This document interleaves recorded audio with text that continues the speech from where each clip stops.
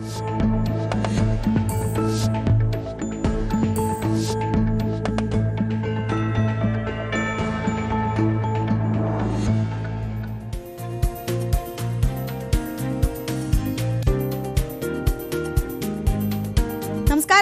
നേരം വൈകുന്നേരത്തിലേക്ക് എല്ലാ പ്രേക്ഷകർക്കും സ്വാഗതം. ഇനി തെരഞ്ഞെടുപ്പിന് 10-15 ദിവസം മാത്രമേ അവശേഷിക്കുന്നുള്ളൂ. വലിയ രീതിയിൽ പ്രചാരണം കൊടുമ്പിരി കൊണ്ടിരിക്കുന്ന സമയമാണ്. നല്ല ചൂടുമൊക്കെയുണ്ട്. അപ്പോൾ പ്രേക്ഷകർ ഇതൊക്കെ എങ്ങനെയാണ് സ്വീകരിക്കുന്നതെന്ന് അറിയില്ല. എന്തായാലും നമ്മുടെ ഏറ്റവും വലിയ ഒരു പൗരൻ എന്ന നിലയിൽ നമ്മുടെ ഏറ്റവും വലിയ അവകാശമാണ് നമ്മുടെ സമ്മതിദാന അവകാശം. അത് ശരിയാം വിധത്തിൽ വിനിയോഗിക്കുക എന്നതാണ് ഈ രാജ്യം ശരിയായ ദിശയിൽ ഇങ്ങനെ ഒരു നല്ല ജനാധിപത്യ രാജ്യമായി നിലനിൽക്കുന്നതിന് ഏറ്റവും അനിവാര്യമായുള്ള ഘടകം. അപ്പോൾ പ്രചാരണങ്ങൾ ശ്രദ്ധിക്കുക, ചർച്ചകൾ ശ്രദ്ധിക്കുക, ആലോചിച്ച് വോട്ട് രേഖപ്പെടുത്താൻ തയ്യാറെടുക്കുക പ്രേക്ഷകരെ. എന്തായാലും നമുക്ക് തെരഞ്ഞെടുപ്പ് രംഗത്തെ പ്രധാനപ്പെട്ട വാർത്തകൾ പരിശോധിക്കാം. ഒപ്പം തന്നെ വെടിനിർത്തലിന് ശേഷം എന്താണ് പശ്ചിമേഷ്യയിൽ സംഭവിക്കുന്നത് എന്നത് പരിശോധിക്കാം. എല്ലാ പ്രേക്ഷകർക്കും സ്വാഗതം.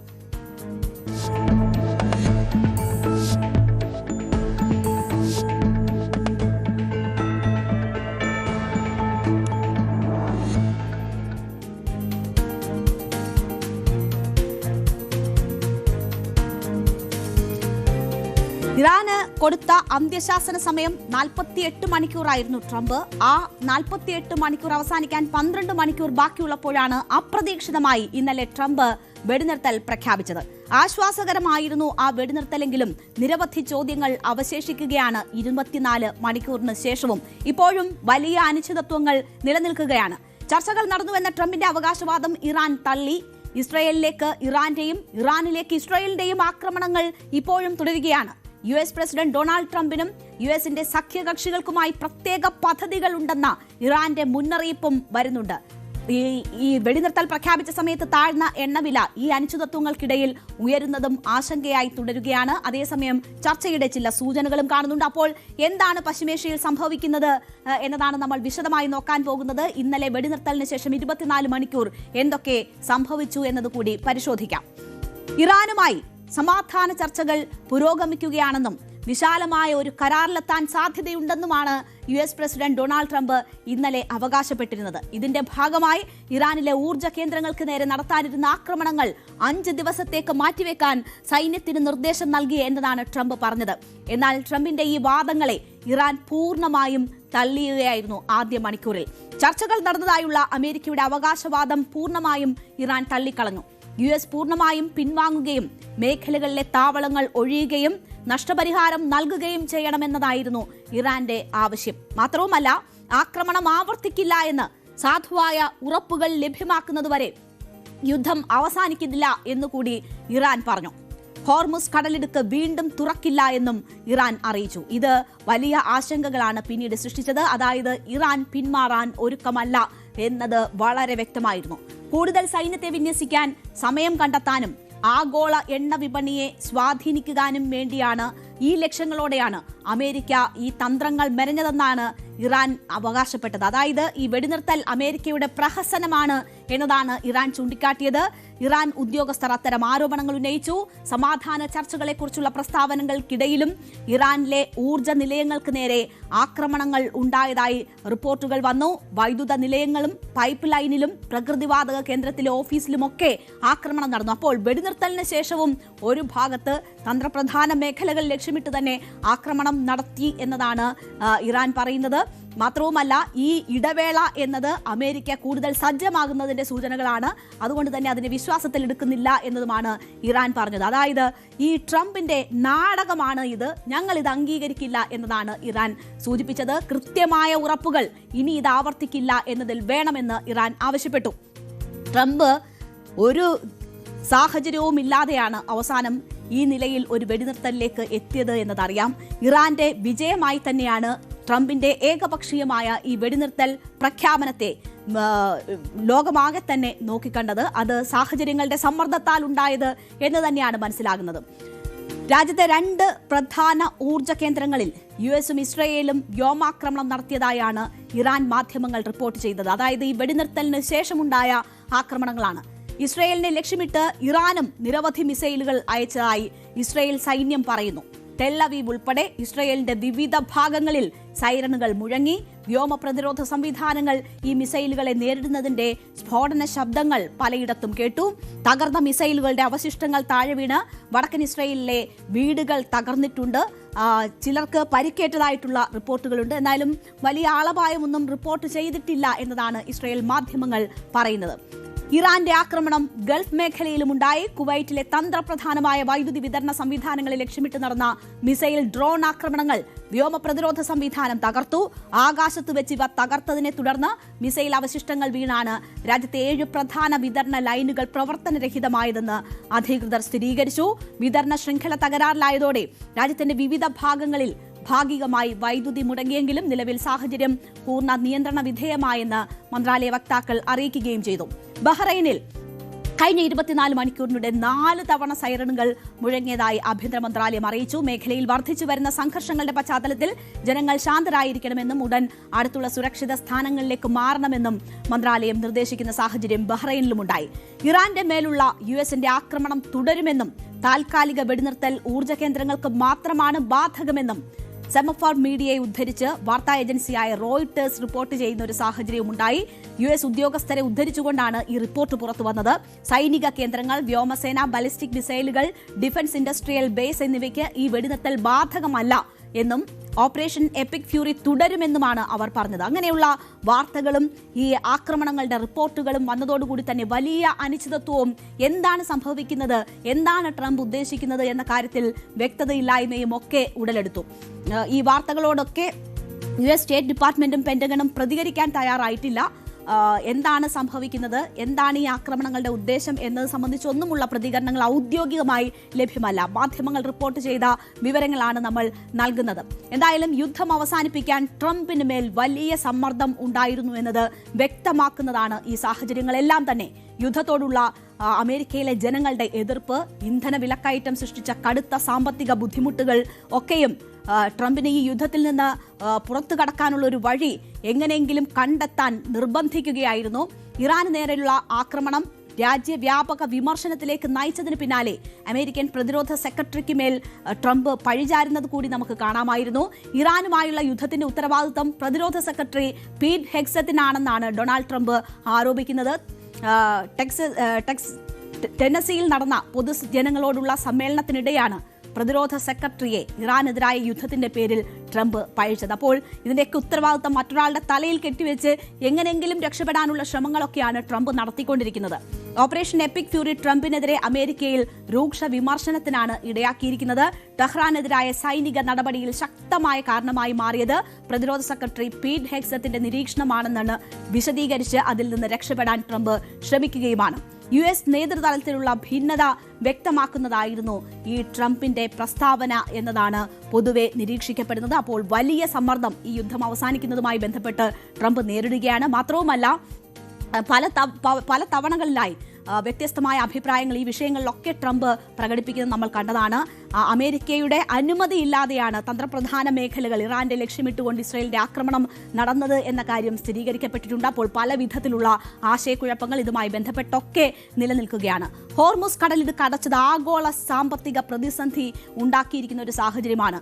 ഈ യുദ്ധം ഏതാണ്ട് ഹോർമുസിൽ കേന്ദ്രീകരിക്കുന്ന ഒരു സമയത്താണ് ഈ വെടിനിർത്തൽ പ്രഖ്യാപിക്കുന്നത് എന്നത് കൂടി കാണണം. ഇറാൻ ഹോർമുസിൽ കൂടുതൽ പിടിമുറുക്കുന്ന സമയത്താണ് വെടിനിർത്തലിലേക്ക് കാര്യങ്ങൾ എത്തുന്നത്. ഹോർമുസ് കടലിടുക്ക് തുറക്കണമെന്ന് അമേരിക്കയുടെ അന്ത്യശാസനം ഇറാൻ തള്ളിക്കളയുകയും കടലിടുക്ക് അടഞ്ഞു കിടക്കുന്നത് ആഗോള എണ്ണ വിപണിയെ വലിയ പ്രതിസന്ധിയിലാക്കുകയും ചെയ്ത ഒരു ഘട്ടമാണ് ഈ 25 ദിവസം കൊണ്ട് ഉണ്ടായിട്ടുള്ളത്. പശ്ചിമേഷ്യയിൽ നിന്നുള്ള എണ്ണയെ വലിയ തോതിൽ ആശ്രയിക്കുന്ന ദക്ഷിണ കൊറിയ, ജപ്പാൻ തുടങ്ങിയ രാജ്യങ്ങളെ ഇത് സാരമായി തന്നെ ബാധിച്ചു. ആഭ്യന്തര സാമ്പത്തിക പ്രതിസന്ധി പരിഹരിക്കുന്നതിനായി ദക്ഷിണ കൊറിയൻ പ്രധാനമന്ത്രി തന്റെ ചൈന സന്ദർശനം റദ്ദാക്കുന്ന സാഹചര്യമൊക്കെ വന്നതാണ്. ഹോർമുസ് കടലിടുക്ക് സംബന്ധിച്ച് ഇറാന്റെ നിലപാടിൽ മാറ്റമില്ല എന്നതാണ് ഇറാൻ വിദേശകാര്യമന്ത്രി അബ്ബാസ് അഗ്രച്ചി ആവർത്തിച്ച് വ്യക്തമാക്കുന്നത്. അതായത് ഇറാൻ അയവിന്റെ ഒരു സൂചനകളും ഇപ്പോഴും നൽകുന്നില്ല. അയത്തുള്ളയുമായി ചേർന്ന് ഹോർമുസ് നിയന്ത്രിക്കും എന്നതായിരുന്നു പിന്നീട് ട്രംപിന്റേതായി വന്ന പ്രതികരണം. അതായത് ഇറാന്റെ പരമോന്നത നേതാവ് മുജ്തബയുമായി ചേർന്നിട്ട് ഈ ഹോർമുസ് താൻ നിയന്ത്രിക്കും എന്ന ഒരു അവകാശവാദമാണ് ട്രംപ് മുഴക്കിയിരിക്കുന്നത്. ഹോർമുസ് കടലിടുക്ക് പൂർണ്ണമായും വീണ്ടും തുറക്കുമ്പോൾ അയത്തുള്ളയുമായി ചേർന്ന് ഹോർമുസ് നിയന്ത്രിക്കും എന്നാണ് ട്രംപ് അറിയിച്ചത്. സംഘർഷം അവസാനിപ്പിക്കുന്നതിനുള്ള എന്തെങ്കിലും കരാറിൽ ഹോർമുസ് കടലിടുക്കിന്റെ ചുമതല ആർക്കാകുമെന്ന് ചോദിച്ചതിന് മറുപടിയായിട്ടായിരുന്നു ഞാനും അയത്തുള്ള ആരായാലും അവരുമായിട്ടായിരിക്കും ഈ നിയന്ത്രണം നടത്തുക എന്ന് ട്രംപ് അവകാശപ്പെട്ടത്. അപ്പോൾ ഇറാനെ ഒരു ഉപാധിയുമില്ലാതെ കീഴടങ്ങണം എന്ന് ആവശ്യപ്പെട്ടിരുന്ന ട്രംപാണ്. മാത്രവുമല്ല, ഈ ഹോർമുസുമായി ബന്ധപ്പെട്ട് ഇറാന്റെ അവകാശവാദങ്ങളൊക്കെ തള്ളിക്കളഞ്ഞ ട്രംപാണ് ഞാനും ഇനി വരുന്ന അയത്തുള്ളയുമായി ചേർന്ന് ഇതിന്റെ നിയന്ത്രണം നടത്തുമെന്ന് പിന്നീട് പറഞ്ഞത്. ഇറാന്റെ ഊർജ്ജ കേന്ദ്രങ്ങൾക്ക് നേരെയുള്ള ആക്രമണം അവസാനിപ്പിക്കുമെന്ന് പ്രഖ്യാപിച്ചതിന് ശേഷമുള്ള ആദ്യ പരാമർശത്തിൽ സംഘർഷം അവസാനിപ്പിക്കുന്നതിനുള്ള കരാറിലും ആണവായുധം സംബന്ധിച്ച ആഗ്രഹങ്ങൾ ടെഹ്റാൻ ഉപേക്ഷിക്കണമെന്നും ട്രംപ് അവകാശപ്പെട്ടിരുന്നു. വരാനിരിക്കുന്ന ചർച്ചകൾ നന്നായി നടക്കുകയാണെങ്കിൽ ഒരാഴ്ചയ്ക്കുള്ളിൽ ഈ യുദ്ധം തന്നെ അവസാനിപ്പിക്കും എന്നാണ് ട്രംപ് അറിയിച്ചിരിക്കുന്നത്. എന്തായാലും ഈ യുദ്ധം അവസാനിപ്പിക്കുന്നതിലേക്കുള്ള ചർച്ചകൾ, അതുമായി ബന്ധപ്പെട്ടുള്ള ശ്രമങ്ങൾക്ക് ട്രംപ് ഈ ഘട്ടത്തിൽ ഊന്നൽ കൊടുക്കുന്നു എന്ന വിവരങ്ങളാണ് വരുന്നത്. എന്തായാലും ആശ്വാസകരമായിട്ടുള്ള ചില സൂചനകൾ ഇപ്പോൾ പുറത്തു വരുന്നത്. വലിയ വാദപ്രതിവാദങ്ങൾ നടക്കുന്നു. ട്രംപിന്റെ അവകാശവാദങ്ങളൊക്കെ തള്ളി ആദ്യം ഇറാൻ രംഗത്ത് വന്നുവെങ്കിലും ഇപ്പോൾ ചർച്ചകളുടെ സാധ്യത തെളിയുന്നു എന്ന വിവരങ്ങളാണ് വരുന്നത്. ഇറാൻ അത്തരം ചില സൂചനകൾ നൽകുന്നു. മുജ്തബ ഖമനേയി ചർച്ചകളുടെ സന്നദ്ധത അറിയിച്ചു എന്ന തരത്തിലുള്ള വാർത്തകളാണ് ഇറാനിൽ നിന്ന് പുറത്തു വരുന്നത്. ഇറാന്റെ പുതിയ പരമാധികാര നേതാവായ മുജ്തബ ഖമനേയി അമേരിക്കയുമായി ചർച്ചകൾക്കും കരാറിലെത്താനും സമ്മതം അറിയിച്ചിട്ടുണ്ട് എന്ന വിവരങ്ങളാണ് വരുന്നത്. IRGCയെ ഉദ്ധരിച്ച് അന്താരാഷ്ട്ര മാധ്യമങ്ങൾ ഈ വാർത്തകൾ നൽകുന്നുണ്ട്. പാകിസ്ഥാനിലേക്ക് IRGCയുടെ ഡെലിഗേറ്റ്സ് എത്തും എന്ന ചില സൂചനകൾ വരുന്നു. ഒരുപക്ഷെ പാകിസ്ഥാന്റെ മധ്യസ്ഥതയിലുള്ള ചർച്ചകൾ നടക്കുമെന്നതിന്റെ സൂചനകൾ കൂടിയാണ് വരുന്നത്. ഏതായാലും നിലവിലെ ശത്രുതകൾക്കിടയിലും ഇത് നയതന്ത്രപരമായ ഒരു വഴിത്തിരിവിനുള്ള സാധ്യതകൾ സൂചിപ്പിക്കുന്നതാണ്. ഇത്തരത്തിലുള്ള ചർച്ചയ്ക്കുള്ള സന്നദ്ധതയും അതിനുള്ള സാധ്യതകൾ തേടുന്നതും. എന്തായാലും ഈ യുദ്ധം എത്രയും വേഗം പൂർണ്ണമായും അവസാനിക്കട്ടെ എന്ന് നമുക്ക് ആഗ്രഹിക്കാം. പക്ഷേ വെടിനിർത്തലിന് ശേഷവും ആക്രമണങ്ങൾ തുടരുകയും അനിശ്ചിതത്വം തുടരുകയും ചെയ്യുന്ന സാഹചര്യമാണ് ഈ 25ാം ദിവസവും നിലനിൽക്കുന്നത്.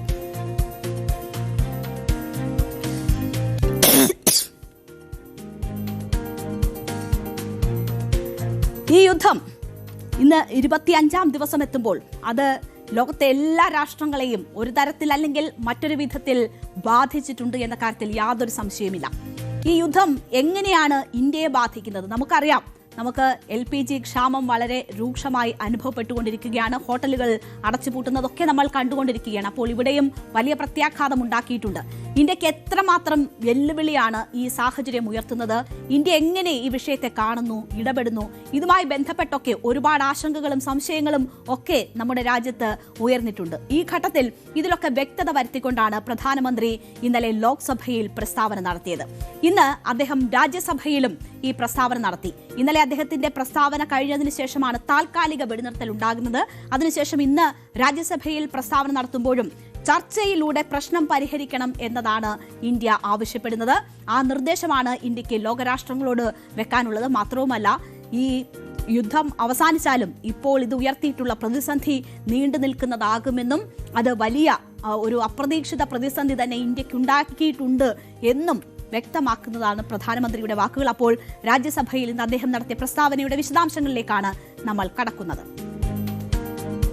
സമാധാനത്തിന്റെയും സംവാദത്തിന്റെയും സന്ദേശം ഒറ്റക്കെട്ടായി ഈ പാർലമെന്റിൽ നിന്ന് പുറത്തു പോകണം എന്നതാണ് പ്രധാനമന്ത്രി ഇന്ന് രാജ്യസഭയിൽ ആവശ്യപ്പെട്ടത്. ഇന്നലെ എങ്ങനെയാണോ കോവിഡ് സാഹചര്യത്തെ നേരിട്ടതുപോലെ ഈ സാഹചര്യത്തെയും നേരിടണം എന്ന് പ്രധാനമന്ത്രി പറഞ്ഞത്, ആ സന്ദേശം തന്നെയാണ് ഇന്നും അദ്ദേഹം സഭയ്ക്ക് മുന്നിൽ വെച്ചത്. 3 ആഴ്ചയായി തുടരുന്ന യുദ്ധം ലോകത്താകെ ഊർജ്ജ പ്രതിസന്ധിക്ക് ഇടയാക്കുന്നുവെന്നും ഇന്ത്യയിലും ഇത് ആശങ്കയുണ്ടാക്കുന്നുവെന്നും പ്രധാനമന്ത്രി പറഞ്ഞു. എത്രയും വേഗം ചർച്ചയിലൂടെ പ്രശ്നപരിഹാരം ഉണ്ടാക്കണം. ആ പ്രശ്നപരിഹാരത്തിന് ഇന്ത്യയും പ്രോത്സാഹിപ്പിക്കുന്നു.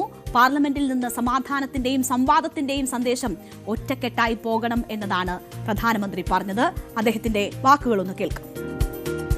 वर्तमान संकट ने पूरी दुनिया की इकोनॉमी को हिला दिया है. अभी तक पश्चिम एशिया में जो नुकसान हुआ है उससे रिकवर होने में भी दुनिया को बहुत समय लगेगा. भारत पर इसका कम से कम दुष्प्रभाव हो, इसके लिए निरंतर प्रयास किए जा रहे हैं। हमारी इकोनॉमी के फंडामेंटल्स मजबूत हैं और सरकार पल पल बदलते हालात पर नजर रखे हुए है। सरकार इसके शॉर्ट टर्म, मीडियम टर्म और लॉन्ग टर्म ऐसे हर प्रभाव के लिए एक रणनीति के साथ काम कर रही है। അപ്പോ നമുക്കറിയാവുന്ന വലിയ ആശങ്ക പെട്രോളിയം ഉൽപ്പന്നങ്ങളുടെ ലഭ്യതയെക്കുറിച്ചാണ്. അതൊരാശങ്കയാണ്. ആ ആശങ്ക ഉയരുകയാണ് എന്നത് പ്രധാനമന്ത്രി കൂടി സമ്മതിക്കുകയാണ്. ക്രൂഡ് ഓയിൽ, ഗ്യാസ് എന്നിവയുടെ നീക്കത്തിന് ഹോർമുസ് കടലിടുക്ക് പ്രധാനമാണ്. നയതന്ത്ര നീക്കങ്ങളിലൂടെ ഇന്ത്യ ബദൽ മാർഗങ്ങൾ തേടുകയാണ് എന്നതാണ് പ്രധാനമന്ത്രി സഭയെ അറിയിച്ചിരിക്കുന്നത്. ഗൾഫ് രാഷ്ട്രങ്ങളുമായും ഇസ്രയേലുമായും ഇറാനുമായും അമേരിക്കയുമായും ഇന്ത്യ ആശയവിനിമയം നടത്തുന്നുണ്ട് എന്ന് പ്രധാനമന്ത്രി പറഞ്ഞു. ഊർജ്ജ കേന്ദ്രങ്ങൾക്ക് നേരെയുള്ള ആക്രമണങ്ങളെ ഇന്ത്യ എതിർക്കുന്നു എന്നുകൂടി പ്രധാനമന്ത്രി സൂചിപ്പിച്ചു. ഹോർമുസ് കടലിടുക്ക് അടയ്ക്കുന്നത് അംഗീകരിക്കാനാവില്ല എന്നതാണ് പ്രധാനമന്ത്രി പറഞ്ഞത്. പല രാജ്യങ്ങളിൽ നിന്നും ഇന്ത്യയിലേക്ക് ക്രൂഡ് ഓയിലും LPGയും എത്തി. ലോക സാഹചര്യം ഇങ്ങനെ തുടർന്നാൽ ഗൗരവമേറിയ പ്രത്യാഘാതം ഉണ്ടാകും എന്നതുകൂടിയാണ് അദ്ദേഹം സൂചിപ്പിക്കുന്നത്. അതായത് ഇന്ത്യയെ സംബന്ധിച്ച് പോലും ഈ യുദ്ധം എത്രയും വേഗം അവസാനിക്കേണ്ടത് അത്യാവശ്യമായിരിക്കുന്നു എന്ന സന്ദേശമാണ് പ്രധാനമന്ത്രി നൽകുന്നത്. ഇത്തരം പ്രതിസന്ധികൾ നേരിടാൻ നിരന്തര ശ്രമങ്ങൾ ഉണ്ടായിട്ടുണ്ട്. ഇന്ത്യ ഇന്ന് 41 രാജ്യങ്ങളിൽ നിന്നാണ് ക്രൂഡ് ഓയിൽ എത്തിക്കുന്നത്. പെട്രോൾ, ഡീസൽ ആവശ്യത്തിന് സ്റ്റോക്ക് ചെയ്യാനുള്ള സൗകര്യം ഇന്ത്യയെ സംബന്ധിച്ചുണ്ട്. മതിയായ ക്രൂഡ് ഓയിൽ ശേഖരം രാജ്യത്തുണ്ട്. LPG ഉൽപാദനം കൂട്ടാനും രാജ്യത്തിന് കഴിഞ്ഞു. ഇന്ത്യയിൽ തന്നെ കപ്പലുകൾ നിർമ്മിക്കാൻ 70,000 കോടിയുടെ പദ്ധതി നടപ്പാക്കിയിട്ടുണ്ട് എന്നും പ്രധാനമന്ത്രി പറയുന്നു. ഇതൊരു വലിയ ആശങ്കയാണ് എന്ന് പറയുമ്പോൾ തന്നെ നമ്മൾ അതിനെ നേരിടാൻ എന്തൊക്കെ നടപടികൾ സ്വീകരിച്ചു എന്ന് വിശദീകരിക്കുക കൂടിയായിരുന്നു പ്രധാനമന്ത്രി. हॉर्मुज़ स्ट्रेट विश्व व्यापार के सबसे बड़े रूट्स में से एक है। विशेष तौर पर कच्चे तेल, गैस और फर्टिलाइजर से जुड़ा परिवहन इस क्षेत्र से बहुत बड़ी मात्रा में होता है। युद्ध के बाद से ही हॉर्मुज़ स्ट्रेट में जहाजों का आना जाना बहुत चुनौतीपूर्ण हो गया है। लेकिन विपरीत परिस्थितियों के बावजूद हमारी सरकार ने संवाद से, कूटनीति के माध्यम से रास्ते बनाने का प्रयास किया है। प्रयास ये है कि जहां से भी संभव हो वहां से तेल और गैस की सप्लाई भारत पहुंचे। ऐसी हर कोशिश के नतीजे भी देश देख रहा है। बीते कुछ दिनों में दुनिया के अनेक देशों से कच्चा तेल और LPG से भरे जहाज भारत आए हैं।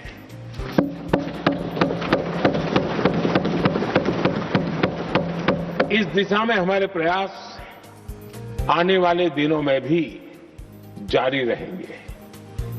सभापति जी, भारत का प्रयास है कि तेल हो, गैस हो, फर्टिलाइजर हो, ऐसे हर जरूरी सामान से जुड़े जहाज भारत तक सुरक्षित पहुंचे। അപ്പോ ഇന്ത്യയെ സംബന്ധിച്ച് മറ്റൊരാശങ്ക, ഏറ്റവും കൂടുതൽ പ്രവാസികൾ ഉള്ള ഒരു രാഷ്ട്രമാണ് ഇന്ത്യ. നമ്മുടെ പ്രവാസികൾ പല ഗൾഫ് മേഖലയിലായി വ്യാപിച്ചിരിക്കുകയാണ്. മാത്രവുമല്ല, ഇറാനിലും ഇന്ത്യക്കാരായ മനുഷ്യരുണ്ട്. അപ്പോൾ ഇവരെ സംബന്ധിച്ചുള്ള ആശങ്കയും രാജ്യത്തെ സംബന്ധിച്ച് വളരെ പ്രധാനപ്പെട്ടതായിരുന്നു. 1 കോടി ഇന്ത്യക്കാർ പശ്ചിമേഷ്യൻ രാജ്യങ്ങളിലുണ്ട് എന്ന് പ്രധാനമന്ത്രി പറഞ്ഞു. ഇറാനിൽ നിന്ന് 700 മെഡിക്കൽ വിദ്യാർത്ഥികളടക്കം 1000 പേരെ തിരികെ എത്തിക്കാനായി എന്നത് പ്രധാനമന്ത്രി സൂചിപ്പിച്ചു. പശ്ചിമേഷ്യയിലെ പ്രതിസന്ധി മറികടക്കാൻ ലോകത്തിനേറെ സമയം വേണ്ടിവരും എന്നതാണ് പ്രധാനമന്ത്രി ചൂണ്ടിക്കാട്ടിയ മറ്റൊരു കാര്യം. ഇന്ത്യയിൽ ഇത് കാര്യമായ ബുദ്ധിമുട്ടുണ്ടാക്കാതിരിക്കാനുള്ള എല്ലാ വഴിയും തേടുമെന്ന് പ്രധാനമന്ത്രി പറയുന്നു.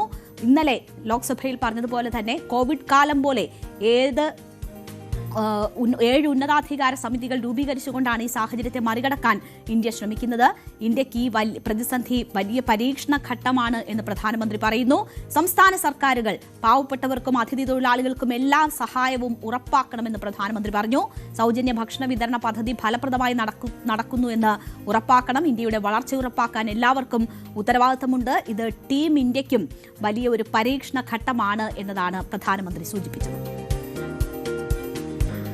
मैं देश के किसानों को फिर आश्वस्त करूंगा कि सरकार हर चुनौती के समाधान के लिए उनके साथ खड़ी है।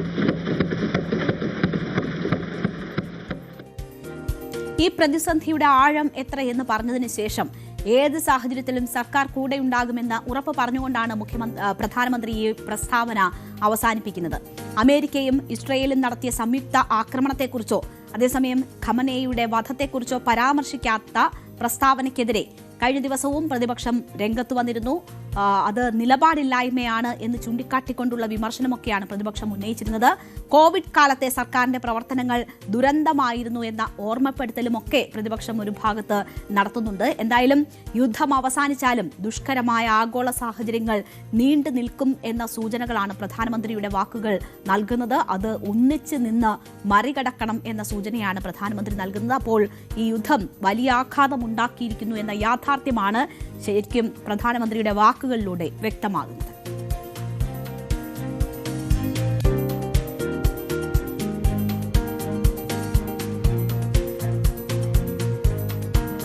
ഇപ്പോൾ യുദ്ധവാർത്തകളിൽ നിന്ന് നമ്മൾ തെരഞ്ഞെടുപ്പ് യുദ്ധത്തിന്റെ വാർത്തകളിലേക്ക് വരികയാണെങ്കിൽ ഇന്ന് അക്ഷരാർത്ഥത്തിൽ വാക്യുദ്ധം തന്നെയാണ് നേതാക്കൾക്കിടയിൽ നടക്കുന്നത്. അതിൽ ഒരു ഭാഗത്ത് മുഖ്യമന്ത്രി പിണറായി വിജയനും മറുഭാഗത്ത് പ്രതിപക്ഷ നേതാവ് വി.ഡി. സതീശനുമാണ് എന്ന് കാണാം. തെരഞ്ഞെടുപ്പിന്റെ പരസ്യപ്രചരണം അവസാനിക്കാൻ 14 ദിവസം മാത്രമാണ് ശേഷിക്കുന്നത്. പ്രചാരണം ഉച്ചസ്ഥായിയിലാണ്. നേതാക്കളുടെ വാക്പോര് ചൂട് പിടിക്കുന്നതാണ് ഈ ഘട്ടത്തിൽ നമ്മൾ കണ്ടുകൊണ്ടിരിക്കുന്നത്. മുഖ്യമന്ത്രിയും പ്രതിപക്ഷ നേതാവും കളം നിറഞ്ഞ ദിവസം തന്നെ എന്ന് പറയാം. ഇന്ന് നാമനിർദ്ദേശ പത്രികകളുടെ സൂക്ഷ്മ പരിശോധന നടക്കുന്ന ദിവസമായിരുന്നു.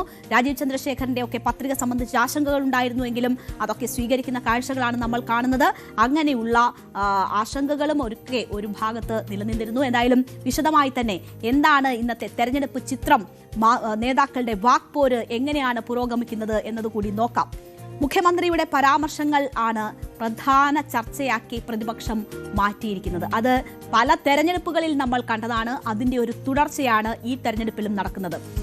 ഇതിൽ വിശദീകരണമാണ് ഇന്ന് മുഖ്യമന്ത്രി നൽകിയത്. പല വിധത്തിൽ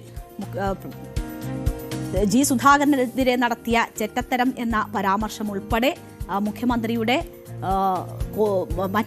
ഈ വേദിയിൽ ഒരു ചോദ്യം ചോദിക്കാൻ എണീറ്റ സാധാരണക്കാരനായ ഒരു വ്യക്തിയോട് നടത്തിയ പ്രതികരണം ഉൾപ്പെടെയൊക്കെ വലിയ ചർച്ചയാവുകയാണ്. അപ്പോൾ ജി സുധാകരനെ താൻ ചെറ്റ എന്ന് വിളിച്ചിട്ടില്ല എന്നതാണ് മുഖ്യമന്ത്രി പിണറായി വിജയൻ ഇന്ന് അതുമായി ബന്ധപ്പെട്ട് പറഞ്ഞത്. സുധാകരന്റേത് രാഷ്ട്രീയ ചെറ്റത്തരം എന്നതാണ് താൻ പറഞ്ഞത്. അത് നിലപാടിന്റെ ഭാഗമായി പറഞ്ഞ കാര്യമാണ് എന്ന് ന്യായീകരിക്കുകയാണ് മുഖ്യമന്ത്രി ചെയ്തിരിക്കുന്നത്. വിവാദമാക്കിയതിന് പിന്നിൽ അജണ്ട ഉണ്ട് എന്നും മുഖ്യമന്ത്രി പറയുകയാണ്. അതായത് ഇത് ഒരു തെരഞ്ഞെടുപ്പ് കാലമാണ്, അതുകൊണ്ട് തന്നെയാണ് അത് വിവാദമാക്കിയത്. സാധാരണ ഉപയോഗിക്കുന്ന പ്രയോഗമാണ് അത് എന്നതാണ് മുഖ്യമന്ത്രി സൂചിപ്പിച്ചത്. അപ്പോൾ മുഖ്യമന്ത്രിയുടെ ആ പ്രയോഗത്തിൽ എന്താണ് മുഖ്യമന്ത്രി അതിന്റെ ന്യായീകരണം പറയുന്നതെന്ന് കേൾക്കാം. ഞാൻ അദ്ദേഹത്തെ കുറിച്ച് പറഞ്ഞ ചെറ്റത്തരമാണ്, രാഷ്ട്രീയ ചെറ്റത്തരം. ഈ ചെറ്റത്തരം എന്ന വാക്ക് എപ്പോഴാണ് ഇത്രമാത്രം അശ്ലീലമായി മാറിയത്, അല്ലെങ്കിൽ അൺപാർലമെന്ററി ആയത് എനിക്ക് മനസ്സിലാകുന്നില്ല. ഞാൻ വളരെ കാലമായി പറഞ്ഞുകൊണ്ടിരിക്കുന്ന ഒരു വാചകമുണ്ട്, നിങ്ങളുടെ മുമ്പിൽ പറഞ്ഞിട്ടുണ്ടാവും, കേരളത്തിലാകെ പറഞ്ഞിട്ടുണ്ടാവും. ചില്ലറ വോട്ടിനും 4 സീറ്റിനും വേണ്ടി രാഷ്ട്രീയ ചെറ്റത്തരം കാണിക്കുന്നവരല്ല ഞങ്ങളെല്ലാവരും ചെറ്റകളാണ് അതിന്റെ അർത്ഥം. ഞങ്ങളെ പറ്റി പറയുന്നതാണ് ചില്ലറ വോട്ടിനും 4 സീറ്റിനും വേണ്ടി രാഷ്ട്രീയ ചെറ്റത്തരം കാണിക്കുന്നവരല്ല ഞങ്ങൾ. എത്രയോ കാലമായി, ദശാബ്ദങ്ങളായി ഞാൻ പറഞ്ഞുകൊണ്ടിരിക്കുന്ന ഒരു വാചകമാണത്. കേരളത്തിലെ പൊതുവേദികൾ സാധാരണ പറയുന്നില്ലേ, ചെറ്റത്തരം കാണിച്ച ചെറ്റത്തരം എന്ന് പറയില്ലേ, അതല്ലേ ഉണ്ടായത്. അതിന്റെ അർത്ഥം അയാളെ ചെറ്റാന്ന് വിളിച്ചു എന്നാണ്, അയാളുടെ പേര് മാറ്റി വിളിച്ചു എന്നാണ്. അയാളെ വ്യക്തിപരമായിട്ട് എന്തെങ്കിലും അങ്ങനെ പേരെടുത്തുകൊണ്ട് ആക്ഷേപിക്കുന്നതേ ഉണ്ടായത്. പക്ഷെ നിലപാടുകളുടെ വഞ്ചനയില്ലേ, വഞ്ചന കാണിച്ചു എന്ന് പറയുമ്പോൾ, വഞ്ചകൻ, വർഗവഞ്ചകൻ എന്ന് പറയുമ്പോൾ എന്താ അതിന്റെ അർത്ഥം? അതൊക്കെ നിലപാടുകളുടെ ഭാഗമായി പറയുന്ന കാര്യമല്ലേ, സ്വാഭാവികമായിട്ട് പറയില്ലേ. അത്രയും അതിനെ കാണേണ്ടതുണ്ട്. എം മണിയെ സാക്ഷിയാക്കിക്കൊണ്ടാണ് തന്റെ പദപ്രയോഗം ന്യായീകരിച്ചുകൊണ്ട് മുഖ്യമന്ത്രി സംസാരിക്കുന്നത്. നിഘണ്ടു നോക്കിയിട്ടില്ല മുഖ്യമന്ത്രി എന്നതാണ് ജി സുധാകരൻ ചൂണ്ടിക്കാട്ടിയത്. അതിൽ മുഖ്യമന്ത്രി പറയുന്നത് താൻ ചെറ്റ എന്നല്ല വിളിച്ചത്, ചെറ്റത്തരം എന്നാണ് സൂചിപ്പിച്ചത്. അത് തങ്ങളെക്കുറിച്ച് കൂടി ചില കാര്യങ്ങൾ വിശദീകരിക്കാൻ തങ്ങളെക്കുറിച്ച് കൂടി പറഞ്ഞിട്ടുള്ള വാക്കാണ് എന്നതാണ് മുഖ്യമന്ത്രി ചൂണ്ടിക്കാട്ടുന്നത്. അതേസമയം ഇതുൾപ്പെടെ മുഖ്യമന്ത്രിയുടെ ഈ പദപ്രയോഗവും തോമസ് ഐസക്കിന്റെ കോമാളി വിളിയും ഒക്കെ വലിയ രീതിയിൽ ചർച്ചയാക്കുക എന്നതാണ് UDF ലക്ഷ്യമിട്ടിട്ടുള്ളത്. ആ രീതിയിൽ തന്നെയാണ് പ്രതിപക്ഷ നേതാവിന്റെ ഇതിനോടുള്ള പ്രതികരണം വരുന്നത്. ഈ CPM നേതാക്കളുടെ നാവിൽ നിന്ന് വരുന്ന വൃത്തികെട്ട വാക്കുകൾ തുടച്ചു മാറ്റാൻ സാംസ്കാരിക ഹരിതകർമ്മസേന ഉണ്ടാക്കി വേണ്ടിവരും എന്നതാണ് VD സതീശൻ ഇന്ന് പറഞ്ഞത്. ഒപ്പം കോമാളി പരാമർശം ഉൾപ്പെടെ ചൂണ്ടിക്കാട്ടുകയും ചെയ്യുന്നു VD സതീശൻ. ഒരു കലാകാരനെ കോമാളി എന്ന് വിളിക്കുന്ന തരത്തിലേക്ക് കേരളത്തിലെ കമ്മ്യൂണിസ്റ്റ് പാർട്ടി അധപ്പതിച്ചിരിക്കുന്നു. സാംസ്കാരിക പ്രവർത്തകരെ അപമാനിക്കുന്ന തരത്തിൽ സിനിമയിൽ ഹാസ്യവേഷം ചെയ്തു എന്നതിന്റെ പേരിൽ ഒരു നടനെ, ഒരു കലാകാരനെ, ഒരു സാംസ്കാരിക പ്രവർത്തകനെ കോമാളി എന്ന് വിളിച്ച് അധിക്ഷേപിക്കുകയാണ്. ഭാഷയിലും സാംസ്കാരിക ഇടങ്ങളിലും പൊതുമണ്ഡലത്തിലും ഇവരുടെ നാവിൽ നിന്ന് പെയ്തു വീണ ഈ വൃത്തികെട്ട വാക്കുകൾ അത് ശുചീകരിക്കാൻ ഒരു സാംസ്കാരിക ഹരിതകർമ്മസേന ഉണ്ടാക്കേണ്ടി വരും. ഇതെല്ലാം അടിച്ചുവാരി തുടയ്ക്കാൻ. രാഹുൽ മാങ്കൂട്ടത്തിൽ വിഷയത്തിലാണ് മറ്റൊരു ഏറ്റുമുട്ടൽ മുഖ്യമന്ത്രിയും പ്രതിപക്ഷ നേതാവും തമ്മിൽ ഉണ്ടാകുന്നത്. രാഹുൽ വിഷയത്തിൽ വലിയ ശക്തമായ വിമർശനമാണ് മുഖ്യമന്ത്രിയുടെ ഭാഗത്തു നിന്നും ഇന്നുണ്ടായത്. നാട് നീളെ വ്യഭിചരിച്ച് നടന്നയാളെ ന്യായീകരിച്ച ആളാണ് പ്രതിപക്ഷ നേതാവെന്നാണ് ഈ വിഷയവുമായി ബന്ധപ്പെട്ട് മുഖ്യമന്ത്രി ഇന്ന് ചൂണ്ടിക്കാട്ടിയത്. രാഹുൽ മാങ്കൂട്ടം വിഷയത്തിലായിരുന്നു മുഖ്യമന്ത്രിയുടെ ഈ പരാമർശം. അതിന് പിന്നാലെ ശക്തമായ ഭാഷയിൽ തന്നെ പ്രതികരണവുമായി പ്രതിപക്ഷ നേതാവും രംഗത്തെത്തി. ഒന്ന് കണ്ണാടി നോക്കിയാൽ മതിയെന്നും PT കുഞ്ഞുമുഹമ്മദിനെ കണ്ടാൽ മതിയെന്നുമായിരുന്നു പ്രതിപക്ഷ നേതാവിന്റെ തിരിച്ചടി. M മുകേഷിനും KB ഗണേഷ് കുമാറിനും എതിരായ പരാതികളിൽ മുഖ്യമന്ത്രിയുടെ നിലപാട് എന്തായിരുന്നു എന്ന ഒരു ചോദ്യം കൂടി പ്രതിപക്ഷ നേതാവ് ഉന്നയിച്ചു. കുടുംബ പ്രശ്നമായിരുന്നു. നാട് മുഴുവൻ വിഭജിക്കാൻ നടന്നിട്ട് സ്ത്രീകളെ വലിയ തോതിൽ ദുർബോധനപ്പെടുത്തി ബലാത്സംഗം ചെയ്തിട്ട് എന്നിട്ട് അവരെ ന്യായീകരിക്കാൻ വേണ്ടി നിൽക്കുകയല്ലേ ചെയ്തു. അതല്ലേ പ്രതിപക്ഷ നേതാവും സംഘവും ചെയ്തു. എന്തൊരു സംഘമായിട്ടാണ് ഇത് മാറിയത്? നിങ്ങളൊക്കെ സാംസ്കാരിക കേരളത്തിന് അത്ഭുതനല്ലേ? അതിന്റെ ഭാഗമായിട്ടല്ലേ ഈ ചോദ്യം വന്നത്? സ്വയം കണ്ണാടി നോക്കിയാൽ മതി. പിണറായി വിജയൻ സ്വയം ഒന്ന് കണ്ണാടി നോക്കണം. അപ്പോഴാണ് PT കുഞ്ഞുമുഹമ്മദിനെതിരായി അല്ലെ ഒരു ചലച്ചിത്ര പ്രവർത്തക കൊടുത്ത പരാതി പോലീസിന് കൊടുക്കാതെ പൂഴ്ത്തിവെച്ച മുഖ്യമന്ത്രിയുടെ മുഖം മുഖ്യമന്ത്രി കാണും. കണ്ണാടിയിൽ കാണും. കണ്ണാടിയിൽ അല്ലേ? 2 കൊല്ലം MLAക്കെതിരായി ആക്ഷേപം വന്നിട്ടും ഒരു അച്ചടക്ക നടപടി പോലും എടുക്കാത്ത പാർട്ടി നേതാവായ പിണറായി വിജയന്റെ മുഖവും അദ്ദേഹത്തിന് കണ്ണാടിയിൽ കാണാം. തിരിഞ്ഞു നോക്കുമ്പോ പ്രതിപക്ഷ നേതാവ് എന്താണ് ഇക്കാര്യത്തിലൊക്കെ എടുത്ത നിലപാട് എന്ന് കാർക്കശ്യം നിറഞ്ഞ എടുത്ത നിലപാടെടുത്ത ഒരാളാണ് ഞാൻ. അത് നിങ്ങൾക്ക് എല്ലാവർക്കും അറിയാം. കേരള രാഷ്ട്രീയത്തിൽ ഒരാളും എടുക്കാത്ത, എനിക്ക് വിഷമമുണ്ടാക്കിയിരുന്നു. എനിക്ക് എന്റെ ചങ്ക് പൊട്ടിക്കൊണ്ടാണ്. എങ്കിലും ആ തീരുമാനം കാർക്കശ്യം നിറഞ്ഞ തീരുമാനമാണ് എടുത്തത്. പാലക്കാട് ഡീൽ ആരോപണത്തിൽ കൂടി മുഖ്യമന്ത്രി ഇന്ന് പ്രതികരിച്ച ദിവസമാണ്. കഴിഞ്ഞ ദിവസവും അദ്ദേഹത്തിന്റെ പ്രതികരണം ഉണ്ടായിരുന്നു. അത് കോലിബി ഉൾപ്പെടെ ചൂണ്ടിക്കാട്ടിക്കൊണ്ടാണ് മുഖ്യമന്ത്രി ആ വിഷയവുമായി ബന്ധപ്പെട്ട് മറുപടി പറഞ്ഞത്. തുടർച്ചയായ ദിവസങ്ങളിൽ മുഖ്യമന്ത്രി മാധ്യമങ്ങളുടെ ചോദ്യങ്ങൾക്ക് മറുപടി പറഞ്ഞ് എത്തുന്നു എന്നൊരു സാഹചര്യം കൂടി ഈ തെരഞ്ഞെടുപ്പ് കാലത്ത് നമ്മൾ കാണുകയാണ്. എന്തായാലും ഡീൽ വിഷയം വിടാൻ UDF ഉദ്ദേശിക്കുന്നില്ല. അത് സജീവമാക്കി തന്നെ നിർത്തുകയാണ്. അപ്പോൾ ആ വിഷയത്തിൽ ഇന്ന് മുഖ്യമന്ത്രി പിണറായി വിജയൻ പറഞ്ഞത് മുസ്ലിം നാമധാരിയെ ഇടതുപക്ഷം സ്ഥാനാർത്ഥിയാക്കിയത് കൊണ്ടാണോ ഈ ഡീൽ ആരോപണം ഉന്നയിക്കുന്നത് എന്നൊരു ചോദ്യമാണ് മുഖ്യമന്ത്രി ചോദിച്ചത്. രാജസ്ഥാനിലെ രാജ്യസഭാംഗത്വം രാജിവെച്ച് BJPയെ സഹായിച്ചത് KC വേണുഗോപാലാണ് എന്നത് മുഖ്യമന്ത്രി ഓർമ്മിപ്പിക്കുന്നുണ്ട്. അത് ഒരുതരം ഡീൽ അല്ലേ എന്നായിരുന്നു മുഖ്യമന്ത്രിയുടെ ചോദ്യം. എന്താണ് ഇപ്പോൾ ഡീൽ എന്ന് പറയുന്നതിന്റെ അർത്ഥം? എനിക്ക് അത്ര ആലോചിച്ചിട്ട് മനസ്സിലാകുന്നില്ല. ഒരു മുസ്ലിം നാമധാരിയാണ് അവിടെ ഇപ്പോ LDFന്റെ സ്ഥാനാർത്ഥിയായി വന്നിട്ടുള്ളത്. അതുകൊണ്ടാണോ ഡീൽ എന്ന് പറയുന്നത്? അവിടെ 1996 പാലക്കാട് മണ്ഡലത്തിൽ, ഇന്നത്തെ മണ്ഡലത്തിൽ ചെറിയ മാറ്റം ഉണ്ടാവും, LDF ജയിച്ചിരുന്നു. ആരായിരുന്നു സ്ഥാനാർത്ഥി? നൌഷാദ്. ഇന്ന് പാലക്കാട് പ്രധാനപ്പെട്ട ഒരു പാർട്ടി നേതാവാണ്. അദ്ദേഹവും മുസ്ലിം നാമധാരിയാണല്ലോ. എങ്ങനെയാണത് BJP ആയിട്ട് ഡീലായിട്ട് മാറുക? രാജസ്ഥാനിൽ നിന്നുള്ള രാജ്യസഭാംഗമായിരുന്നില്ലേ അദ്ദേഹം? ആ രാജ്യസഭാംഗത്വം രാജിവെച്ചാൽ അവിടെ BJP ആണ് ജയിച്ചു വരിക എന്നുള്ളത് എല്ലാവർക്കും അറിയാലോ. BJP ജയിച്ചു വരുന്നത് രാജ്യസഭയിലെ അംഗബലം അന്ന് കുറവുണ്ട്. ആ അംഗബലം കുറഞ്ഞത് നൽകാൻ BJPക്ക് അനുകൂലമാണ്. അത് BJPയെ സഹായിക്കലാണല്ലോ. ഒരുതരം ഡീലല്ലേ. ഇതിന് പ്രതിപക്ഷ നേതാവിന്റെ മറുപടി, കഴിഞ്ഞ ദിവസം അദ്ദേഹം പറഞ്ഞത് 5 മണ്ഡലങ്ങളുടെ പേരാണെങ്കിൽ 2 മണ്ഡലങ്ങൾ കൂടി ചേർത്തു, ഏറ്റുമാനൂരും തൃക്കാക്കരയും കൂടി ഉൾപ്പെടുത്തി ഡീൽ മണ്ഡലങ്ങളുടെ എണ്ണം കൂട്ടിക്കൊണ്ടായിരുന്നു VD സതീശന്റെ ഈ വിഷയവുമായി ബന്ധപ്പെട്ടുള്ള മറുപടി. അത് 10 മണ്ഡലങ്ങളിൽ എങ്കിലും ഡീൽ ഉണ്ട് എന്നൊരു ആരോപണമാണ് പ്രതിപക്ഷ നേതാവ് ഉയർത്തിയിരുന്നത്. പ്രതിപക്ഷ നേതാവ് തന്നെയാണ് ആദ്യം ഈ ആരോപണം ഉന്നയിക്കുന്നത്. അതിനുശേഷം അദ്ദേഹം 5 മണ്ഡലങ്ങളുടെ പേര് ഇന്നലെ പറഞ്ഞു. ഇന്ന് 2 മണ്ഡലങ്ങൾ കൂടി പറയുന്നു. തെളിവുൾപ്പെടെ തങ്ങളുടെ പക്ഷത്തുണ്ട് എന്നതാണ് VD സതീശൻ പറയുന്നത്. അപ്പോൾ ഇന്ന് ആരോപണം കുറച്ചുകൂടി കടുപ്പിക്കുകയാണ് പ്രതിപക്ഷ നേതാവ് ചെയ്തത്. ഇതാണ് സ്ഥിതി. ചെങ്ങന്നൂരിൽ BJP സ്ഥാനാർത്ഥിയെ നിർത്തി, പക്ഷേ പാർട്ടിക്കകത്ത് ഭയങ്കര കലാപം ഉണ്ടാക്കുന്ന ആളെ നിർത്തി കൊടുത്തു.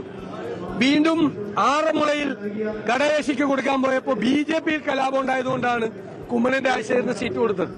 അപ്പൊ വ്യാപകമായി നിരവധി സീറ്റുകളിൽ കാസർഗോഡ്, മഞ്ചേശ്വരം, റാന്നി, കോന്നി, ചെങ്ങന്നൂര്, ഏറ്റുമാനൂര്, തൃപ്പൂണിത്തുറ തുടങ്ങി നിരവധി സ്ഥലങ്ങളിൽ ഡീലാണ്. അപ്പോൾ ഈ ഡീൽ വിഷയത്തിലോ മോശം പരാമർശങ്ങളിലോ തീരുന്നില്ല ഈ ഏറ്റുമുട്ടൽ. പത്തനംതിട്ടയിലെ തെരഞ്ഞെടുപ്പ് കൺവെൻഷനിടെ ഇടത് പ്രവർത്തകനോട് മുഖ്യമന്ത്രി നടത്തിയ പരാമർശവും പ്രതിപക്ഷം ആയുധമാക്കുകയാണ്. ജനങ്ങളോടുള്ള മുഖ്യമന്ത്രിയുടെ ശൈലിയാണ് ഇത് എന്ന് പ്രതിപക്ഷം ആരോപിക്കുമ്പോൾ പ്രതികരണം ന്യായീകരിച്ചുകൊണ്ടാണ് മുഖ്യമന്ത്രി രംഗത്തെത്തിയത്. ഒരു പൊതുപരിപാടിക്കിടയിലാണോ ചോദ്യം ചോദിക്കേണ്ടത് എന്നൊരു കാര്യമാണ് മുഖ്യമന്ത്രി ഇതിൽ മുന്നോട്ട് വെക്കുന്നത്. എല്ലാവരും ശ്രദ്ധിച്ച കാര്യമാണ്. കേരളത്തിന് ആവശ്യം വളരെ കൂടുതലാണ്. വീട്ടിൽ പോയി ചോദിച്ചാൽ മതി. സമനില തെറ്റുന്ന ആർക്കാണെന്ന് നല്ലോണം കണ്ടുകൊണ്ടിരിക്കുന്നുണ്ടല്ലോ ആളുകൾ. എനിക്ക് സമനില തെറ്റേണ്ട കാര്യമൊന്നുമില്ല. സാധാരണ നമ്മൾ ഓരോ കാര്യത്തിലും പാലിക്കുന്ന മര്യാദകളുണ്ട്. ആ മര്യാദകൾ പാലിക്കാതിരുന്നാൽ പ്രതികരണം സ്വാഭാവികമായിട്ട് അതിനനുസരിച്ച് വരും. അത്രയേ ഉള്ളൂ. അല്ല, അത് നിങ്ങൾക്ക് എന്തെങ്കിലും കിട്ടുമെന്ന് വിചാരിച്ചിട്ട് പോയല്ലോ, നിരാശരായല്ലോ. അതല്ല, എനക്കറിയാതൊക്കെ. അത് അവിടെ ആരെങ്കിലും എന്നെ എതിർക്കാൻ വേണ്ടിയോ LDFനെ എതിർക്കാൻ വേണ്ടിയോ വന്നതല്ല. പിന്നെ ചില ഘട്ടത്തിൽ ചില പ്രത്യേക ആവേശക്കാരുണ്ടാവുമല്ലോ. പലതരത്തിലാണല്ലോ ആവേശം വരിക. ആ ആവേശത്തിന്റെ ഭാഗമായി ചോദിക്കുന്ന ചോദ്യമാണ്. പക്ഷെ അല്ല, ഞാനൊക്കെ അറിയാതെ പൊതുയോഗത്തിൻ്റെതായ മര്യാദയുണ്ട്. പൊതുയോഗത്തിൽ നമ്മൾ ഒരാൾ സംസാരിക്കാൻ ചെല്ലുന്നു, ഒരു രാഷ്ട്രീയ പാർട്ടിയോ മുന്നണിയോ ആരോ ആവട്ടെ സംസാരിക്കുന്നു. ഇഷ്ടമില്ലാത്തവർ കേൾക്കണ്ട, പോകണം. ഇഷ്ടമുള്ളവർ കേട്ടാൽ മതിയല്ലോ. അതല്ലേ അതിൻ്റെ രീതി. ഇതാണ് മുഖ്യമന്ത്രിയുടെ ഈ വിഷയത്തിലുള്ള പ്രതികരണം. ഇഷ്ടമില്ലാത്തവർ പോവുക, എന്തിനാണ് അവർ കേൾക്കാനിരിക്കുന്നത് എന്നതാണ് മുഖ്യമന്ത്രി ചോദിക്കുന്നത്. എന്തായാലും കേന്ദ്രം കേരളത്തെ സാമ്പത്തികമായി വരിഞ്ഞു മുറുക്കുന്നു എന്ന കാര്യം ചൂണ്ടിക്കാട്ടിയപ്പോഴാണ് മുഖ്യമന്ത്രിയോട് ഒരു ചോദ്യം എന്ന് വേദിയിൽ നിന്ന് ഒരാൾ പറയുന്നത്. വീട്ടിൽ പോയി ചോദിക്കൂ എന്ന് പറഞ്ഞുകൊണ്ട് ആ പ്രസംഗം തുടരുകയാണ് മുഖ്യമന്ത്രി ചെയ്തത്. അതായിരുന്നില്ല ആ ചോദ്യം ചോദിക്കേണ്ടുന്ന വേദി എന്നതാണ് മുഖ്യമന്ത്രി ഇതിൽ പറയുന്നത്. അതേസമയം KC വേണുഗോപാൽ വലിയ വിമർശനം ഇതിനെതിരെ ഉന്നയിക്കുകയാണ്. പരാജയ ഭീതിയിൽ മുഖ്യമന്ത്രിക്ക് സമനില തെറ്റി എന്നതാണ് KC വേണുഗോപാൽ ഇതുമായി ബന്ധപ്പെട്ട് പറഞ്ഞത്. അതിന് മുഖ്യമന്ത്രി മറുപടി പറയുന്നത് നമ്മൾ കേട്ടതാണ്. അപ്പോൾ സമനില തെറ്റിയത് തനിക്കല്ല, ആർക്കാണ് സമനില തെറ്റിയതെന്ന് ജനങ്ങൾക്കറിയാമെന്ന് മുഖ്യമന്ത്രി ഇതിൽ മറുപടി പറയുന്നു. കോന്നിയിലെ ഈ LDF തെരഞ്ഞെടുപ്പ് കൺവെൻഷനിടെയാണ് മുഖ്യമന്ത്രിയോട് ഇങ്ങനെ ഒരു ചോദ്യം ഉന്നയിക്കുന്ന സംഭവം ഉണ്ടാകുന്നത്. അതൊരു വലിയ രാഷ്ട്രീയ വിവാദമായി തന്നെ മാറിയിരിക്കുകയാണ്. എന്തായാലും ആ കാര്യങ്ങൾ വലിയ ചർച്ചയാകുമ്പോൾ ചോദ്യം ചോദിച്ചയാൾ വിശദീകരണവുമായി രംഗത്ത് വരുന്നുണ്ട്. കോന്നി സ്വദേശി ദാസ് ആണ് അതിനെ വിശദീകരിക്കുന്നത്. മുഖ്യമന്ത്രിയോട് ആവേശം കൊണ്ട് ചോദിച്ചു പോയതാണ് എന്നതാണ് ദാസ് പറയുന്നത്. ദാസ് ഒരു CPM പ്രവർത്തകനാണ്. തെറ്റ് തന്റെ ഭാഗത്താണ് എന്ന് ദാസ് പറയുന്നു. താൻ എന്നും പാർട്ടി പ്രവർത്തകനാണ് എന്നതാണ് ദാസ് പറയുന്നത്. ഞാൻ ചോദിക്കാൻ പറ്റിയ വേദിയല്ലായിരുന്നു അത്. കാരണം ആ വേദി കാരണം പുള്ളി പ്രസംഗിച്ചുകൊണ്ടിരിക്കുന്നു. അത് ഞാൻ തടസ്സപ്പെടുത്തുന്നതിന് തുല്യമായിട്ടായിരിക്കും, അങ്ങനെയാണ് സംഭവിച്ചത്. അപ്പോൾ ആവേശത്തിൻ്റെ പുറത്ത് ഞാൻ അങ്ങനെ ചോദിച്ചെന്നുള്ളതേ ഉള്ളൂ. എനിക്ക് കാരണം ഞാൻ തെറ്റെൻ്റെ ഭാഗത്തായതുകൊണ്ട് എനിക്ക് അതിനകത്ത് യാതൊരു വിഷമവും യാതൊരു സങ്കടവും എൻ്റെ മനസ്സിലില്ല. എൻ്റെ പിഴ എൻ്റെ വലിയ പിഴ എന്ന് ദാസ് പറയുകയാണ്. ഇതേ സമയം തന്നെ ഇങ്ങനെ വേദിയിൽ നിന്നുണ്ടായ ഒരു ചോദ്യത്തോട് മുഖ്യമന്ത്രിയായിരുന്ന ഉമ്മൻചാണ്ടി എങ്ങനെ പ്രതികരിച്ചു എന്നതിന്റെ വീഡിയോ ഒക്കെ ഇപ്പോൾ സമൂഹ മാധ്യമത്തിൽ വ്യാപകമായി പ്രചരിക്കുന്നുണ്ട്. ഓരോരുത്തർക്കും ഓരോ ശൈലിയുണ്ട് ഈ കാര്യങ്ങളെയൊക്കെ നേരിടുന്നതിന്. എന്തായാലും മുഖ്യമന്ത്രി പിണറായി വിജയന്റെ ശൈലി ഇതുതന്നെയാണ്. അതിലൊരു തിരുത്തും ഉണ്ടാകില്ല എന്ന സൂചനകൾ തന്നെ അദ്ദേഹത്തിന്റെ വാക്കുകൾ നൽകുന്നു. കേൾക്കാൻ താല്പര്യമില്ലാത്തവർക്ക് അവിടെ നിന്ന് പോകാം, അതല്ല ചോദ്യം ചോദിക്കേണ്ടുന്ന വേദി എന്നതാണ് മുഖ്യമന്ത്രി പറയുന്നത്. എന്തായാലും ഒരു തെരഞ്ഞെടുപ്പ് കാലമാണ്. നേതാക്കന്മാരുടെ വാക്കും നോക്കും എല്ലാം ഓഡിറ്റ് ചെയ്യപ്പെടുന്ന സമയമാണ്. അപ്പോൾ കൂടുതൽ കരുതിയിരിക്കാൻ ഓരോരുത്തരും തയ്യാറെടുക്കുക. എന്തായാലും ജനങ്ങളായിരിക്കും ഇതിലെ വിലയിരുത്തലുകൾ നടത്തുന്നത്. അതവർ വോട്ട് കൊണ്ടായിരിക്കും രേഖപ്പെടുത്തുക. നമുക്കൊരു ചെറിയ ഇടവേള എടുത്തതിന് ശേഷം മറ്റു വാർത്തകളിലേക്ക് തിരിച്ചെത്താം.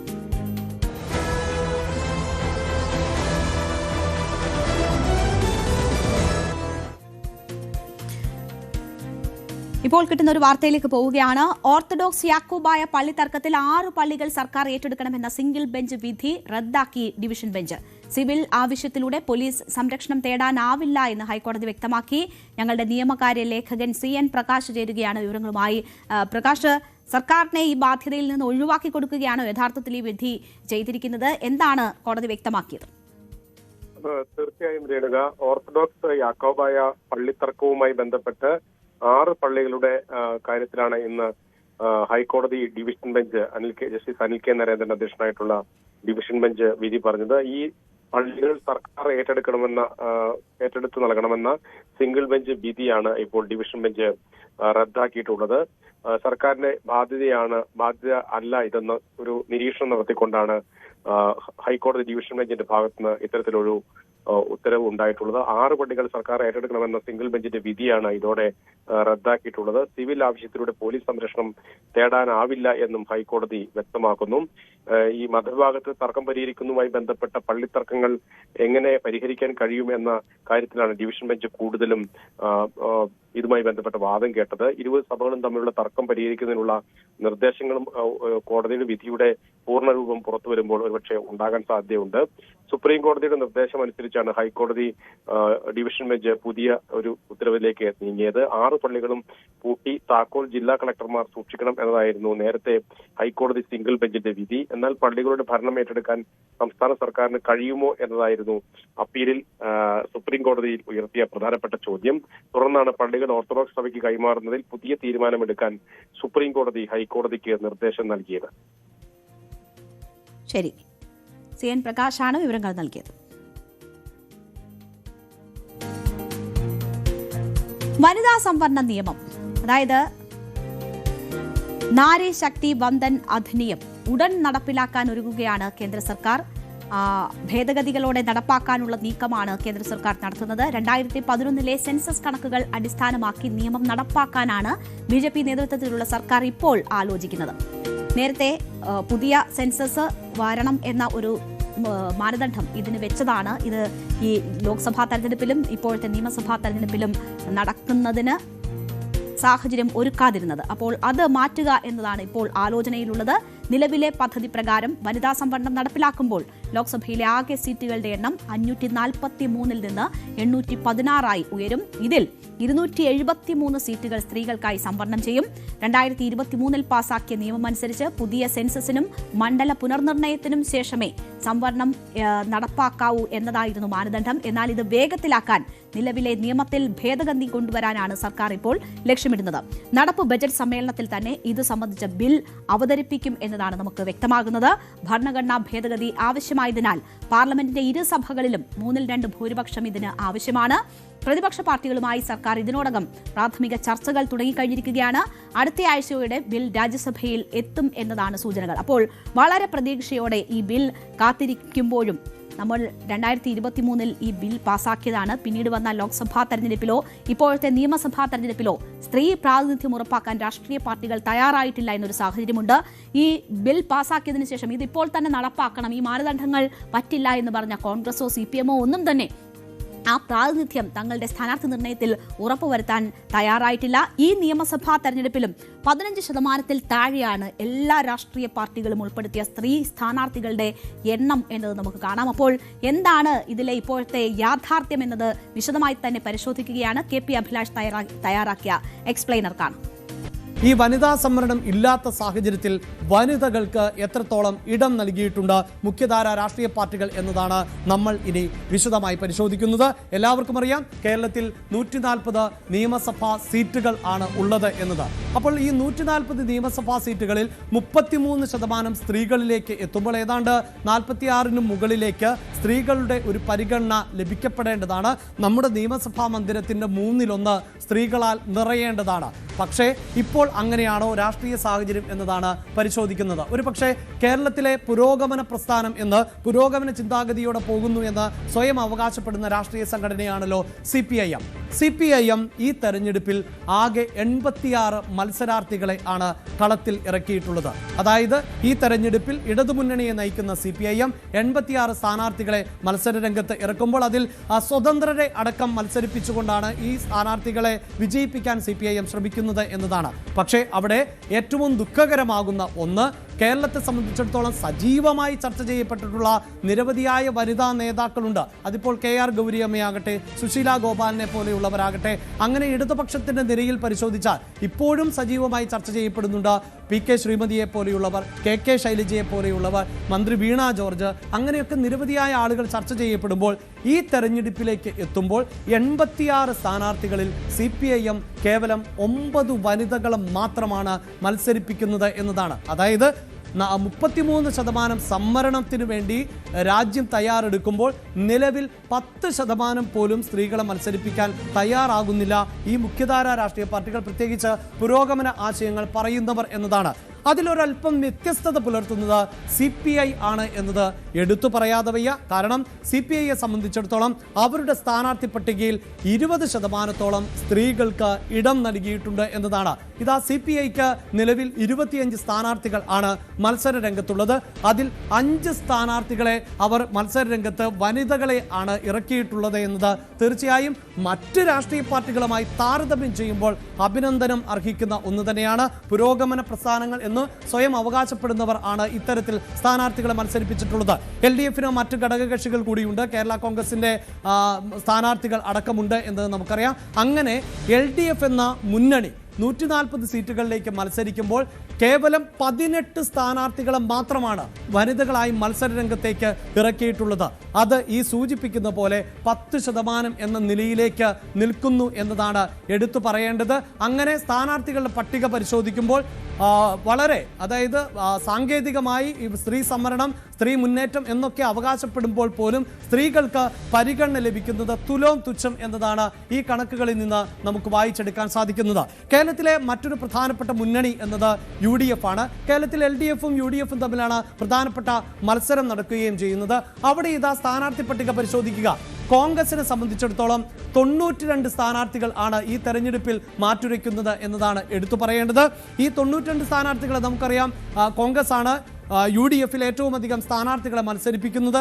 അതുകൊണ്ട് തന്നെ വിമതർ ആയിട്ടുള്ള LDF വിമതരെ അടക്കം പിന്തുണയ്ക്കുന്ന സമീപനം ഉണ്ടാകുമ്പോൾ കോൺഗ്രസ് ആണ് അവരുടെ സ്ഥാനാർത്ഥി പട്ടികയിൽ നിന്ന് അംഗബലം കുറച്ചിട്ടുള്ളത് എന്നതും നമുക്കറിയാം. അപ്പോഴും ശ്രദ്ധിക്കേണ്ടത് വനിതകളുടെ എണ്ണം കേവലം 9 എന്നതിലേക്ക് നിൽക്കുന്നു എന്നതാണ്. അവിടെയും 10% മാത്രമാണ് സ്ത്രീകൾക്ക് നൽകുന്ന പരിഗണന എന്നതാണ് എടുത്തു പറയേണ്ടത്. ഈ സൂചിപ്പിക്കുന്ന പോലെ ഇന്ത്യയുടെ ആദ്യത്തെ പ്രധാനമന്ത്രി ഒരു വനിതയായിരുന്നു. ഇന്ത്യയുടെ ആദ്യത്തെ പ്രധാനമന്ത്രി, വനിതാ പ്രധാനമന്ത്രിയായിട്ടുള്ള ഇന്ദിരാഗാന്ധി അത് കോൺഗ്രസിൽ നിന്നായിരുന്നു എന്നത് കോൺഗ്രസ് മറന്നു പോകുന്നു എന്നതാണ് നമ്മൾ എടുത്തു സൂചിപ്പിക്കേണ്ടത്. ആ ഒരു വനിത മാത്രമാണ് നമുക്ക് പ്രധാനമന്ത്രിയായി ഉയർത്തി കാണിക്കാനുള്ളത് എന്നതും എടുത്തു പറയേണ്ടതാണ്. അങ്ങനെ ഒരു രാഷ്ട്രീയ സാഹചര്യത്തിൽ പുരോഗമന ചിന്താഗതിയുമായി മുന്നോട്ട് പോകുന്ന കോൺഗ്രസിനും എത്രത്തോളം വനിതകൾക്ക് ഇടം നൽകാൻ പറ്റുന്നുണ്ട് എന്നത് ആണ് ഇതിൽ നിന്ന് വ്യക്തമാകുന്നത്. കേവലം 9 സ്ഥാനാർത്ഥികൾ. ഇനി ഒരുപക്ഷെ മുസ്ലിം ലീഗ് ഇപ്പോൾ പോലും, അതായത് ഈ വനിതകളുമായി ബന്ധപ്പെട്ട വിവരം ഞാൻ പങ്കുവെക്കുമ്പോൾ പോലും ഒരു വനിതാ സ്ഥാനാർത്ഥി ഒരു വേദിയിലേക്ക് വരുന്ന വിഷയം പോലും ചർച്ച ചെയ്യപ്പെടുകയാണ് കേരളത്തിന്റെ പൊതുസമൂഹം എന്നതാണ്. പുരുഷന്മാരോട് ഒപ്പം ഇരിക്കുകയും പുരുഷന്മാർക്ക് കൈ കൊടുക്കുകയും ഒക്കെ ചെയ്യുന്ന വനിതാ സ്ഥാനാർത്ഥികളെ മുസ്ലിം ലീഗ് അംഗീകരിച്ചു തുടങ്ങിയോ എന്നതാണ്. അവിടെയാണ് രാഷ്ട്രീയ കേരളം വലിയ പ്രബുദ്ധത അവകാശപ്പെടുമ്പോഴും നമ്മൾ എത്രത്തോളം പിന്നിലാണ് പല വിഷയങ്ങളിലും എന്നത് ഒരിക്കൽ കൂടി ചിന്തിക്കേണ്ടതായി വരുന്നത് എന്ന് തന്നെയാണ്. എങ്കിലും മുസ്ലിം ലീഗ് ഇത്തവണ 2 വനിതകളെ ഉൾപ്പെടുത്തിയിട്ടുണ്ട്. പക്ഷേ അവർ ആകെ മത്സരിക്കുന്നത് 27 സീറ്റുകളിൽ ആണ് എന്ന് പറയുമ്പോഴാണ് എത്രത്തോളം വനിതകൾക്ക് ഇടം നൽകി എന്നത്. കേവലം 5% എന്ന നിലയിലേക്ക് മാത്രമാണ് ആ പ്രാതിനിധ്യം എന്നതാണ് എടുത്തു പറയേണ്ടത്. എന്ത് തന്നെയാണ് എങ്കിലും ഒരുപക്ഷെ വനിതാ സംവരണം നിയമമായി മാറുമ്പോൾ മുസ്ലിം ലീഗ് എന്ന രാഷ്ട്രീയ പാർട്ടി മുസ്ലിം ലീഗിന് മത്സരിക്കേണ്ടി വരുമ്പോൾ അവിടെയും സ്ത്രീകൾക്ക് ഇടം നൽകേണ്ടതായി വരും. 33% സ്ത്രീകൾക്ക് മുന്നണിയുടെ ഭാഗമായി മത്സരിക്കേണ്ടതായി വരും എന്നതാണ് എടുത്തു പറയേണ്ടത്. എന്ത് തന്നെയാണ് എങ്കിലും പ്രധാനപ്പെട്ട 3 മുന്നണികൾ UDF, LDF ഈ 3 മുന്നണികളിൽ ഏറ്റവും കുറവ് സ്ഥാനാർത്ഥികൾ ഉള്ളത് UDF-ന് എന്നത് തന്നെയാണ് ഏറ്റവും പ്രധാനപ്പെട്ടതായി സൂചിപ്പിക്കേണ്ടത്. ഇനി നമ്മൾ പോകുന്നത് BJP-യുടെ വനിതാ സ്ഥാനാർത്ഥികളെ സംബന്ധിച്ചാണ്. അതായത് BJP-ക്ക് നിലവിൽ ആകെ ഉള്ളത് 98 സ്ഥാനാർത്ഥികൾ ആണ്. BJP-ക്ക് 98 സ്ഥാനാർത്ഥികളെയാണ് BJP ആകെ മത്സര രംഗത്ത് ഇറക്കിയിട്ടുള്ളത്.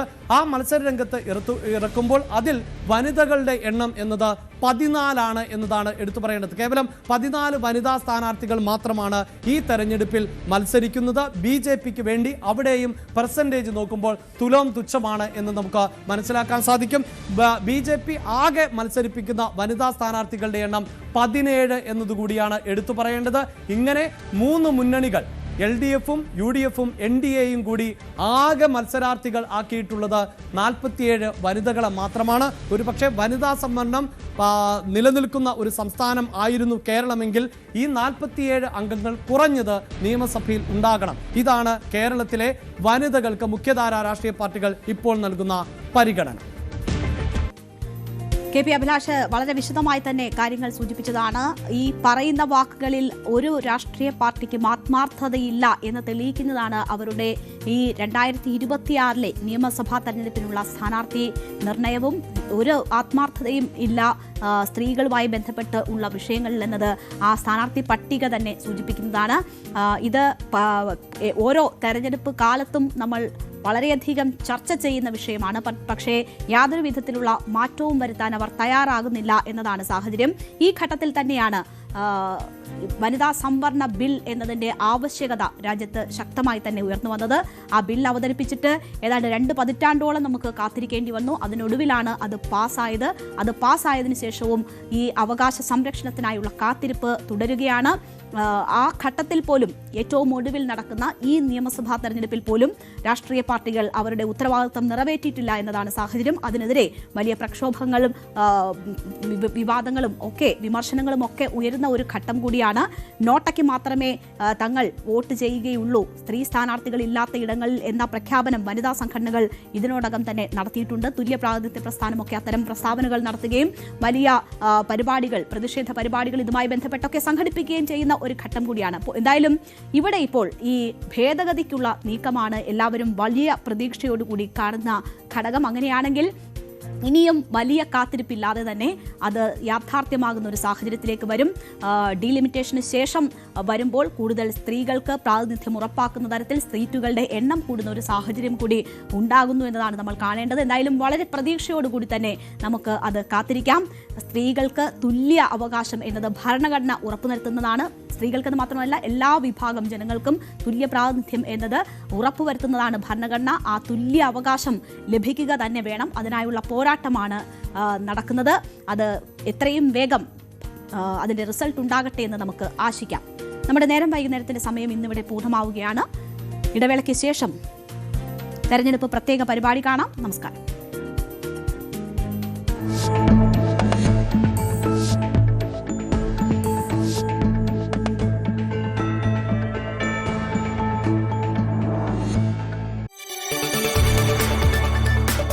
കൂടുതൽ വാർത്തകൾക്ക് News 18 Keralam YouTube channel subscribe ചെയ്യുക.